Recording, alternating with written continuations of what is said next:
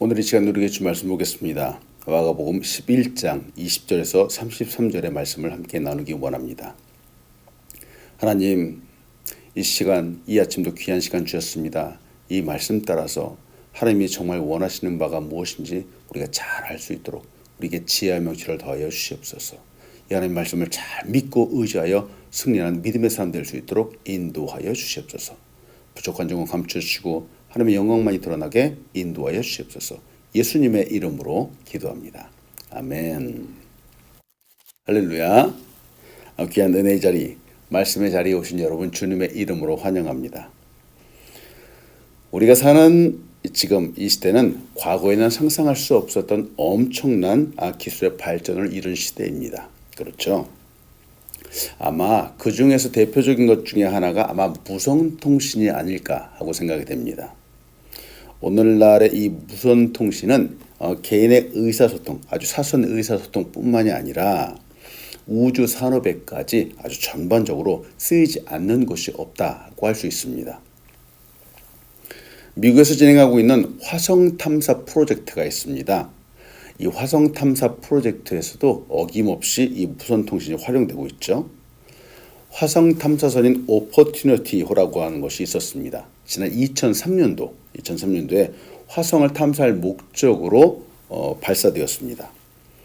처음에는 약 3개월가량만 화성의 정보를 가져오기 위해서 계획했지만 무려 15년간이나 오랜 동안 임무를 수행했습니다.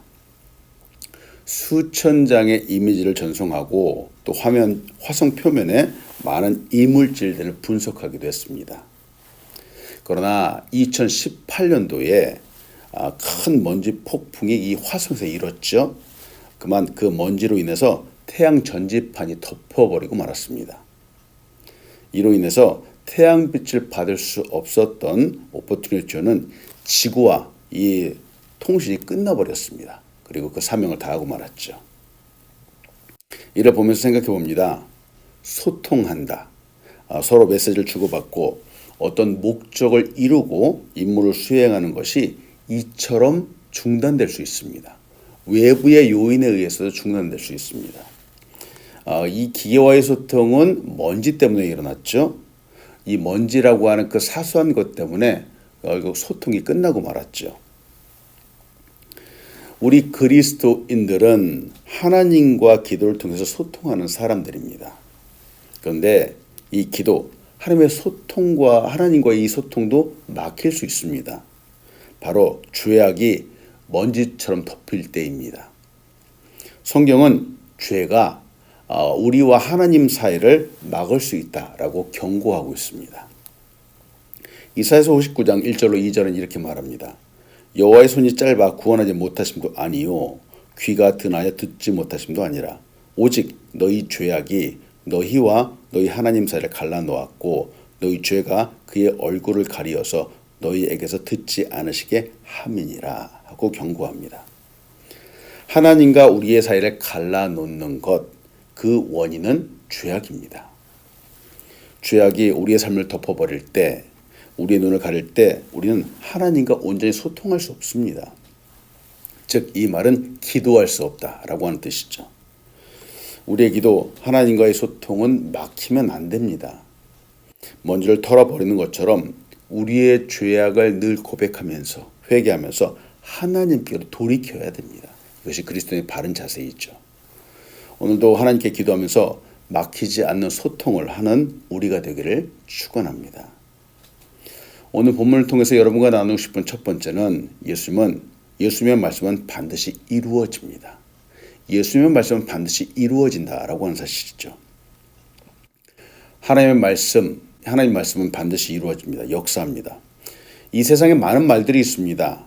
그러나 우리의 입에서 나가는 말에는 사실 힘이 있습니다. 권세가 있습니다. 때문에 우리의 말 한마디 한마디가 너무 소중하죠. 그 말한 대로 되기 때문에 그렇습니다. 마가복음 11장 20절에서 21절을 봅니다. 그들이 아침에 지나갈 때에 무화과 나무가 뿌리째 마른 것을 보고 베드로가 생각이 나서 여짜오되 라비여 보소서 저주하신 무화과 나무가 말랐나이다. 오늘 제자들은 무화과 나무를 보고 깜짝 놀랐습니다. 바로 어제 주님께서 무화과 나무를 나무라 하셨기 때문인데요. 그런데 오늘 그 나무가 뿌리째 말랐습니다. 바로 그 광경을 본 거죠. 일반적으로 나무나 식물들의 이 생명은 뿌리에 있습니다. 잎은 종종 마를 수 있고 시들 수 있습니다. 그러나 뿌리가 괜찮다면은, 뿌리가 견고하다면은 다시 회복하게 되는 것은 시간 문제입니다. 그러나 오늘 본문에서 등장하는 이 무화과 나무는 좀 상황이 다르죠. 뿌리째 말랐기 때문입니다. 더 이상 회복 가능성이 없는 상태가 되었습니다. 어떻게 하루 만에 이런 일들이 있을 수 있을까요? 예수님께서 말씀하셨기 때문입니다. 말의 권세, 그 입의 권세가 있는 가장 크신 분, 예수님께서 말씀하셨기 때문에 그렇습니다. 예수님의 말씀은 반드시 이루어집니다. 그 하신 말씀은 반드시 역사합니다. 저는 성경을 믿습니다. 제가 성경을 믿는 이유는 이 책 속에 담겨 있는 말씀이 바로 하나님의 말씀이기 때문에 그렇습니다. 이 말씀은 천지를 창조하신 말씀이고, 이 말씀은 우리를 사랑하셔서 구원하시는 말씀입니다. 그리고 이 말씀은 지금도 이 천지 만물을 주관하고 계시는 말씀입니다. 그래서 저는 이 말씀을 믿습니다. 시편 19편 7절로 8절은 우리에게 이렇게 말합니다. 여호와의 율법은 완전하여 영혼을 소성시키며 여호와의 증거는 확실하여 우둔한 자를 지혜롭게 하며 여호와의 교훈은 정직하여 마음을 기쁘게 하고 여호와의 계명은 순결에 눈을 밝게 하시도다. 여호와의 율법, 하나님 말씀이 완전하다라고 우리에게 말하죠.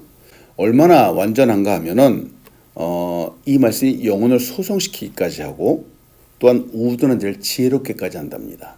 그리고 또한 이 말씀 때문에 마음이 기쁘고 눈도 밝아지게 된답니다. 놀랍지 않습니까? 여러분, 이게 하나님 말씀의 능력입니다. 저는 이 말씀의 능력을 그대로 믿습니다. 또 신명기 8장 1절로 3절은 우리에게 이렇게 말하죠. 내가 오늘 명하는 모든 명령을 너희는 지켜 행하라. 그리하면 너희가 살고 번성하고 여호와께서 너희의 조상들에게 맹세하신 땅에 들어가서 그것들을 차지하리라. 내 하나님 여호와께서 이 40년 동안에 내게 광야길을 걷게 하신 것을 기억하라. 이는 너를 낮추시며 너를 시험하사 내 마음이 어떠한지 그 명령을 지키는지 지키지 않는지 알려 하심이라. 너를 낮추시며 너를 줄이게 하시며 또 너도 알지 못하며 내 조상도 알지 못하는 만나를 내게 먹이신 것은 사람이 떡으로만 사는 것이 아니요 여호와의 입에서 나오는 모든 말씀으로 사는 줄을 내가 알게 하려 하심이니라. 아멘. 이 말씀에는 권세가 있습니다. 천지를 지으셨다라고 말하는 것처럼 믿고 이 말씀을 의지하고 따라가는 사람에게 구원함이 있습니다. 이 말씀 때문에 살아가게 되죠. 때문에 여러분과 나누고 싶은 두 번째는 하나님의 말씀을 대하는 태도는 믿는 것입니다. 믿는 것. 놀라운 능력, 놀라운 권세의 말씀을 대하는 태도는 믿는 것입니다. 여러분, 주님의 말씀을 믿으십시오. 온전하게 믿으십시오. 사람들은 세상에 많은 것을 보고 듣고 경험하고 또한 믿으려고 합니다. 세상에 일어나고 있는 사건과 사고들이 있습니다. 현상들이 있죠. 또한 그 외에도 사람들, 서로 관계하고 있는 사람들 사이의 관계를 믿고 의지하려고 사람들이 많이 노력하죠. 물론 이렇게 서로 믿고 의지하기 위해서는 서로 신뢰가 형성되어야 되겠죠. 사람들 사이에서도 그 관계를 형성하기 위해서는 신뢰, 서로 간의 믿음이 있어야 합니다. 그의 말을 얼마나 믿어주는가에 따라서 끈끈한 관계가 형성되기도 하고 친밀한 관계가 형성되기도 합니다. 하나님과의 관계도 그렇지 않은지요. 하나님 말씀, 이 말씀은 이 세상 그 어느 누구와도 어떤 것과도 비교할 수 없는 온전한 말씀입니다. 그렇다면은 이 말씀을 정말 잘 믿는 것, 이 말씀에 대한 태도는 태도의 중에 가장 기본이 되는 것은 바로 믿음에서부터 시작을 한다는 것이죠. 오늘 본문에서도 예수님은 이 말씀을 대할 때 믿음으로 하라라고 우리에게 말씀합니다. 마가복음 11장 22절로 24절입니다.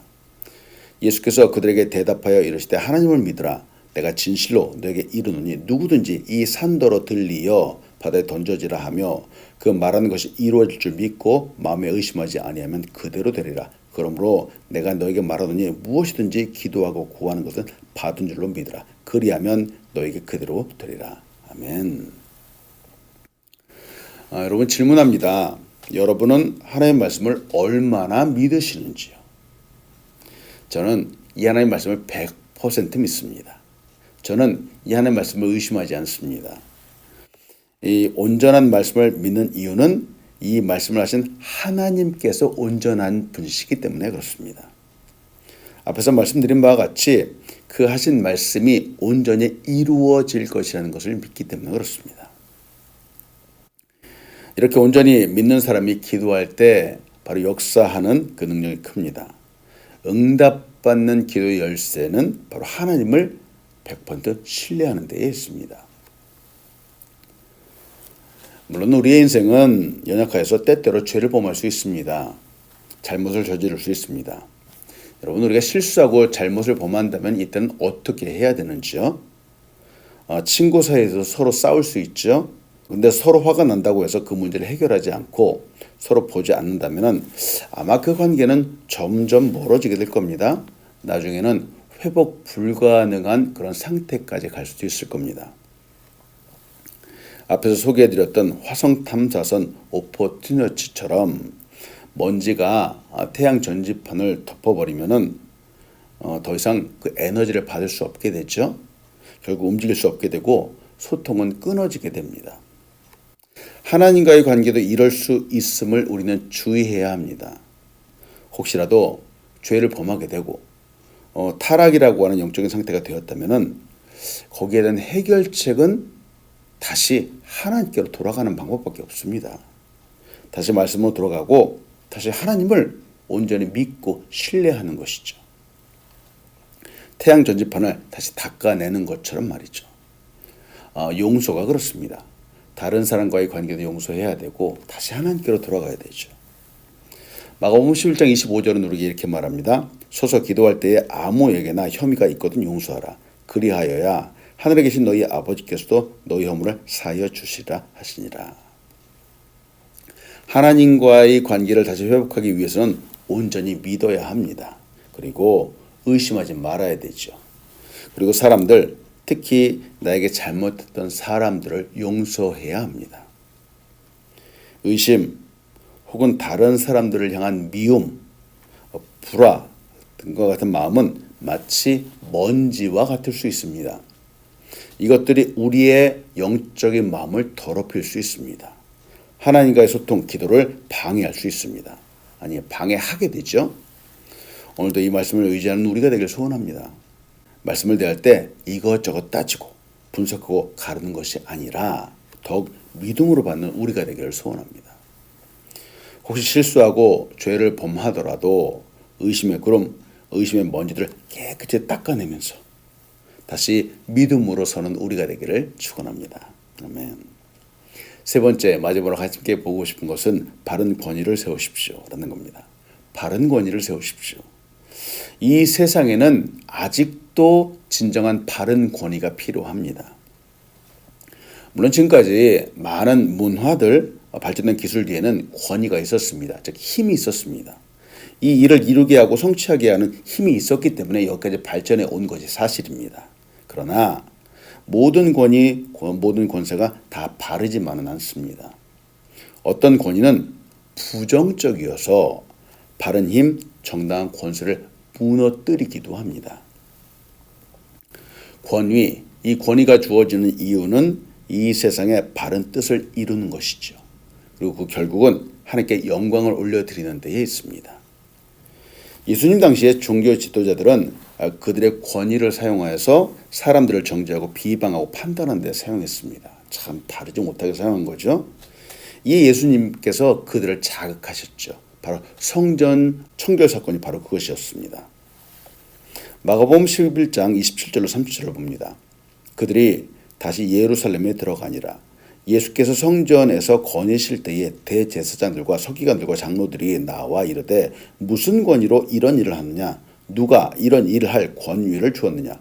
예수께서 이르시되 나도 한 말을 너에게 물으리니 대답하라. 그리하면 나도 무슨 권위로 이런 일을 하는지 이르리라. 요한의 세례가 하늘로부터냐 사람으로부터냐 내게 대답하라. 이 대사장들을 비롯해서 당시 종교 지도자들은 예수님에게 누가 성전을 정화하는 권세를 주었느냐라면서 예수님께 따지고 물었습니다. 사실 이 따짐, 이 질문은 정말 예수님이 누구이신가를 알려고 함이 아니었습니다. 자신들의 영역을 침범했다는 이유로 예수님을 비방하기 위함이었었고 또 예수님을 신성모독죄로 고발하기 위함이었습니다. 이 예수님은 진정한 권세를 위해서 그들에게 다시 질문하시죠. 예수님은 세례 요한을 예로 들어서 진정한 권세가 어디로부터 오는지 알리고자 하셨습니다. 요한의 세례를 거부하면서도 동시에 사람들을 두려워했던 이 종교 지도자들은 예수님의 질문에 아무런 대답도 할 수 없었습니다. 권위, 권세의 주인은 바로 예수님이시죠. 온 천하 만물이 다 예수님의 것입니다. 그러나 우리 사람들은 자신들의 이 권세가 조금 있다라고 해서 어김없이 허세를 부리는 사람들이 있습니다. 종교 지도자들은 하나님의 힘을 빌리고 그 자리를 이용하여서 세상에서 자신들의 기득권, 권세를 부리려고 노력했죠. 때문에 우리도 이 부분을 늘 주의해야 합니다. 진정한 힘, 권위는 누군가를 비방하고 억누르고 끌어내리는 데에 있지 않습니다. 연약한 사람, 진정한 도움이 필요한 사람을 도와주는 데에 있습니다. 우리 믿는 사람들이 아직 이 땅에 살아가는 이유가 있습니다. 우리에게 주어진 사명이 아직 남아있기 때문에 그렇습니다. 그 사명 중에 한 가지는 이 세상에 바른 권위, 진정한 권위를 세우는 것입니다. 진정한 힘, 진정한 권세가 하늘로부터 임하는 하나님의 권위라고 하는 사실을 선포해야 합니다. 그리고 이 땅에서 바른 권위를 세워나가는 것이죠. 때문에 오늘도 이 말씀을 생각하면서 우리의 사명을 잊지 않기를 소원합니다. 우리는 이 땅 가운데서 바른 권위를 세워나가야 되겠습니다. 오늘 본문을 생각하면서 여러분 믿는다는 것이 무엇인가, 또 우리의 사명이 무엇인가 한번 생각해 보기 바랍니다. 오늘도 우리로 인해서 바른 질서가 세워져 가기를 축원합니다. 기도하겠습니다. 하나님 감사합니다. 이 아침도 우리에게 귀한 말씀을 주셨습니다. 다시 한번 우리를 돌아보게 인도하여 주시고 우리에게 맡긴 사명을 잘 생각할 수 있도록 인도하여 주시옵소서. 귀한 말씀을 주셨습니다. 이 말씀을 온전히 믿게 인도하여 주시고 이 땅 가운데 우리의 사명도 다시 잘 돌아보면서 이 사명을 잘 따라서 완수할 수 있도록 힘과 능력을 더하여 주시옵소서. 감사합니다. 예수님의 이름으로 기도합니다. 아멘.